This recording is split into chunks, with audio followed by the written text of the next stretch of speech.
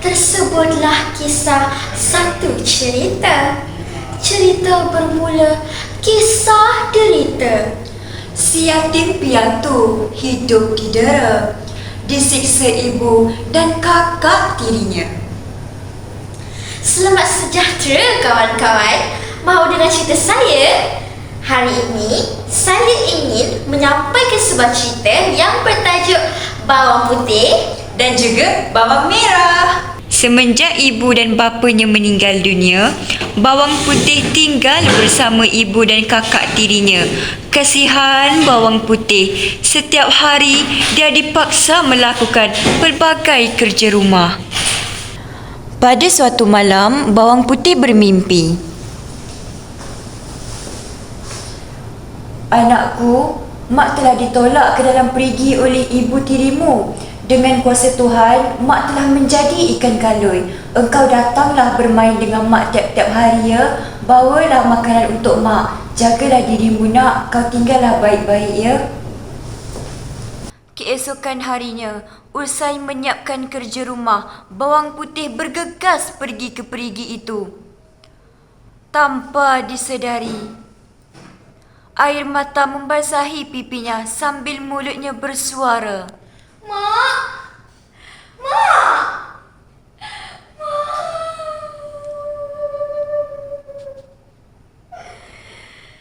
Timbullah ponda.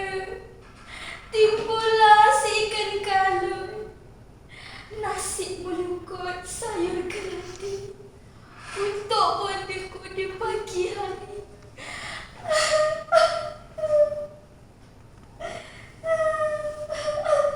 Sebaik sahaja Bawang Putih bernyanyi, ikan kalui itu pun timbul.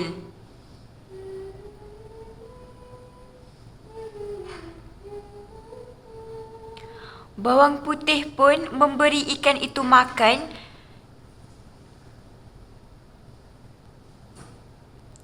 Lalu Bawang Putih terus pulang ke rumahnya. Perkara ini tidak diketahui oleh ibu dan kakak tirinya sehinggalah pada suatu hari, Bawang Merah mengikori Bawang Putih ke perigi. Dia pun merencana rancangan jahat dengan ibunya.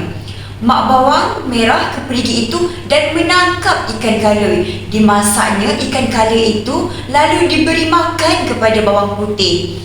Bawang Putih berasa sedih apabila mengetahui dia telah memakan ibu kandungnya sendiri. Dia menanam sisa tulang ibunya jauh ke dalam hutan. Alangkah terkejutnya Bawang Putih apabila mendapati sebatang pohon beringin telah tumbuh di tempat dia menanam tulang itu. Dia menggantungkan buaian di dahan pohon itu. Ketika ada masa lapang, diam-diam dia bermain di situ. Pohon beringin,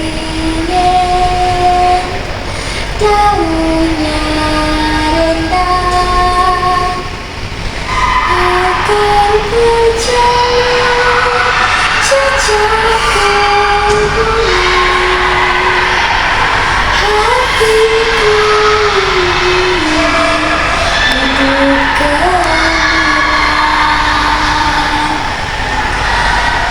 nasib malam sudah pagi. Hidup aku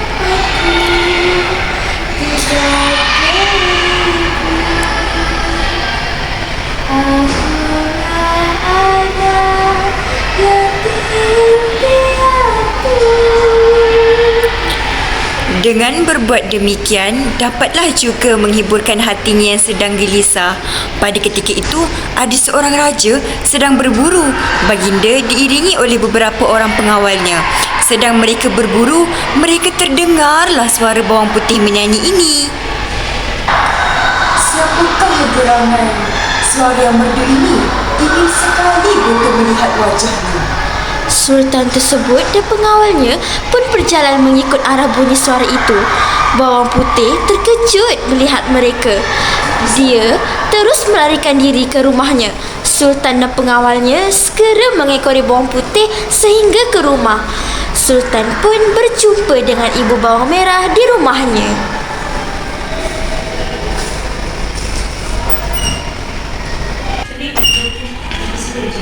Siapakah gerangan yang menyanyi di hutan tadi? Betty ingin melihat beliau menyanyi lagi sekali. Ibu bawang merah segera menyuruh bawang merah menyanyi di buaian. Sultan menjadi murka kerana suara bawang merah tidak sama dengan suara yang didengarnya tadi. Baginda mengarahkan pengawal menggeledah rumah bawang merah. Pengawal terjumpa bawang putih sedang bersembunyi di dapur. Sultan meminta bawang putih menyanyi lagi. Baginda terpesona dengan kemerduan suara dan kecantikan wajah bawang putih. Akhirnya, berkahwinlah bawang putih dengan Sultan itu. Dia berpindah ke istana Sultan dan menjadi isteri kesayangan baginda. Walaupun begitu, bawang putih tetap tidak menyisihkan ibu dan kakak tirinya. Mereka tetap diajak tinggal bersama di istana. Demikianlah kawan-kawan, pengajaran daripada cerita hari ini ialah kita tidak boleh menyakiti orang lain kerana mungkin suatu hari nanti orang itu yang akan membantu kita. Ingat kawan-kawan, buat baik dibalas baik. Taman Rapat Pokok Selasih. Sekian, terima kasih.